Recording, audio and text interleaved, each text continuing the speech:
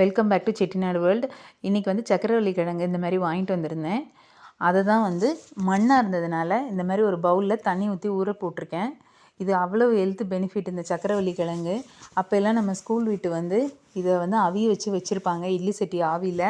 அதை தோல் எடுத்துகிட்டு அதை தான் ஈவினிங் உட்காந்து ஸ்நாக்ஸை சாப்பிடுவோம். ஆனால் இப்போ உள்ள பிள்ளைங்க அப்படி கொடுத்தா சாப்பிட மாட்டேங்கிறாங்க. நம்ம எப்படி அவங்களுக்கு பிடிக்கிற வகையில் இந்த மாதிரி செஞ்சு கொடுத்தா கண்டிப்பாக எடுத்துப்பாங்க. நல்லதுன்னு சொல்லி நம்ம அதோட பெனிஃபிட்டையும் சொன்னோன்னா, இதை வந்து குக்கரில் 4 விசில் விட்டு எடுத்தாச்சு. நல்லா ஸ்டீம் போனோடனே இதை திறந்து பார்க்கலாம். பாருங்கள், நல்லா வெந்திருக்கு. இந்த மாதிரி நல்லா வெந்திருக்கணும். வெந்த பிற்பாடு இதை நல்லா தோல் உரிச்சிட்டு இதை வந்து நம்ம தோலை உரிச்சிட்டு பார்க்கலாம். பாருங்கள், இந்த மாதிரி தோல் உரிச்சிட்டு நான் நல்லா க்யூப்ஸாக கட் பண்ணி வச்சுருக்கேன். இப்போ ஒரு கடாயில் 3 ஸ்பூன் எண்ணெய் விட்டுருக்கேன். எண்ணெய் விட்டுட்டு இந்த கிழங்கை வந்து கட் பண்ணி வச்சுருந்த கிழங்கை நம்ம இதில் சேர்த்துக்கலாம்.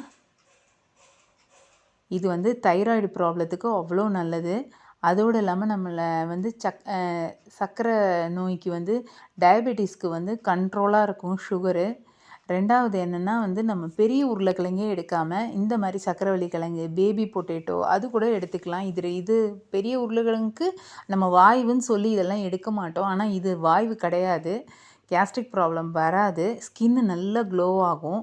அதோடு இல்லாமல் அனிமிக்காக இருக்கவங்களுக்கு, ஹீமோக்ளோபின் ப்ராப்ளம் இருக்கவங்களுக்கு வந்து நம்ம இதை தொடர்ந்து எடுக்கும் போது சிவப்பு அணுக்கள் வந்து நல்ல உற்பத்தி ஆகும். இதோட ஹெல்த்து நிறைய பெனிஃபிட் நம்மளுக்கு இருக்குது இதில்.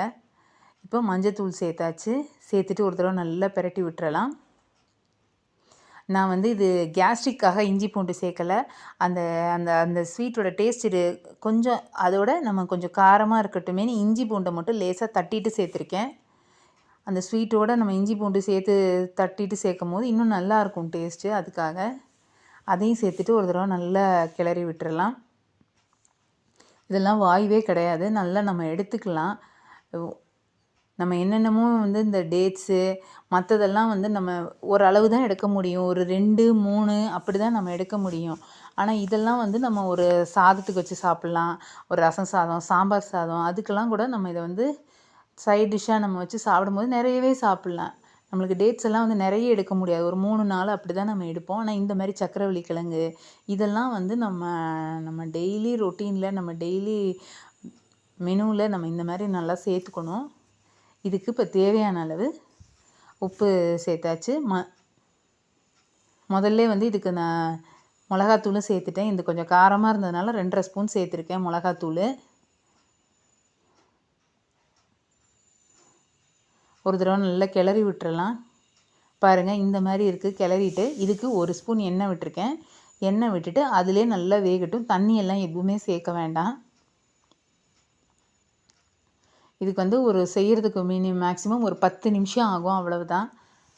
நம்ம வந்து இதை காலையில் ஒரு அவிய வச்சுட்டு இதை பாடு ஒரு ஸ்டவ்வில் ஒரு சைடில் தோலை உரிச்சிட்டு இந்த மாதிரி மிக்சிங் எல்லாம் சேர்த்துட்டு உப்பு, மிளகாத்தூள், மஞ்சத்தூள், ஒரு இஞ்சி பூண்டு லைட்டாக ஒரு ஃப்ளேவருக்காக எல்லாம் சேர்த்துட்டு அதை பாடு மூடி வச்சுட்டு வந்தோம்னா அது பாடு வெந்துகிட்ருக்கும். நம்ம பாடு அதுக்குள்ளே இன்னொன்று ஏதாவது ஒன்று செய்யலாம். உடம்புக்கு நல்லதுங்கும் போது நம்ம இந்த மாதிரி இதெல்லாம் நம்ம பார்த்து அந்த சீசனில் வர்ற இப்போ சக்கரவள்ளி கிழங்கு, பனங்கிழங்கு இதெல்லாம் இப்போ சீசனு. சீத்தாப்பழம் இதெல்லாம் நம்ம இப்போ இந்த சீசன் வரும்போது அந்தந்த சீசனில் என்னென்ன இது வருதோ எல்லாமே நம்ம எடுத்துக்கலாம். எப்பயுமே வந்து ஆப்பிள் அந்த மாதிரி தான் எடுக்கணுங்கிறது கிடையாது. ஆப்பிள் மாதுளை தான் எடுக்கணுங்கிறது கிடையாது. நான் மூடி வச்சு எடுத்திருக்கேன். பாருங்கள், நல்லா வெந்திருக்கு. எண்ணெயும் நான் அளவாக தான் சேர்த்துருக்கேன், ரொம்ப சேர்க்கலை. நல்லா ரோஸ்ட் ஆயிடுச்சு. இது அப்படியே ஒரு பவுலுக்கு மாற்றிக்கலாம். ஒரு சாதத்துக்கு, ரசம் சாதத்துக்கு, நெய் சாதத்துக்கு எப்படி பசங்களுக்கு பிடிக்குமோ நம்ம அந்த மாதிரி நல்லா காரசாரமாக செஞ்சு கொடுக்கலாம். கண்டிப்பாக நீங்களும் உங்கள் வீட்டில் உள்ள குட்டீஸ்க்கு செஞ்சு கொடுங்க. உங்கள் வீட்டில் உள்ள பெரியவங்களுக்கும் செஞ்சு கொடுங்க. கண்டிப்பாக ட்ரை பண்ணி பார்த்துட்டு எப்படி வந்ததுன்னு சொல்லுங்கள். இதை உங்கள் மெனுவிலே ஆட் பண்ணி நீங்களும் ரெகுலராக செஞ்சு ஹெல்த்தியாக இருங்க. பிடிச்சிருந்தா செட்டிநாடு வேர்ல்டை லைக் பண்ணி சப்ஸ்கிரைப் பண்ணுங்கள். தேங்க்ஸ் ஃபார் வாட்சிங்.